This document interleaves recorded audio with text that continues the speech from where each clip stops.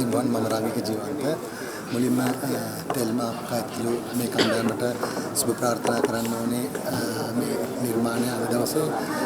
ඉතා සාර්ථකව වේදිකාගත කිරීම ගැන ඊළඟට කියන්න ඕනේ කුවේනිලා අපි කාලින් කාලට විවිධාකාර කුවේනිලා දැකලා තියෙනවා හැබැයි මේ කියවීම හරිම වෙනස් සහ මම කැමති මේ concept එකට costumes මොකද අපි හැමදාම දකින productions වලදී ලස්සන jewelries දාලා ලස්සන makeup දාලා ලස්සන boy figures තියෙන එහෙම කුවේනිලා ඒ වගේ ආඩි dancers ලා ඒ production එකේ දැක හැබැයි මේ කුවේනි තුල වෙනස් තිබ්බක් ඒ contemporary mood එකෙන් සහ costumes වල ඔක්කොටම base වෙච්ච costume එකකින් පොඩි elements වලින් තමයි ඒ character එක මාර්කර් එකට ඒක තමයි modern concept එක කියලා කියන ඉතින් ඒකයි සහ choreography එක තුල ලොකු වෙනස්කම් දැක්කා lighting sounds සහ dialogues එක තිබ්බ ගනුදෙනුව සහ විශේෂයෙන්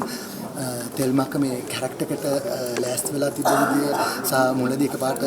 තෙල්මක් කියවෙච්ච වෙලාවේ මට recognize කරගන්න බැරුණා මෙච්චර ළඟින් ආ කියලා figure එක ඒක ඒ වෙනුවෙන් හදාගෙන තිබ්බ විදිය සහ විජයගේ physics හැම පැත්තෙම ගත්තොත් අති සාර්ථක නිර්මාණයක්. ඉතින් නැවත වතාවක් කුවේනි ඇතුළු කණ්ඩායමට හදවතින්ම සුබ ප්‍රාර්ථනා කරනවා.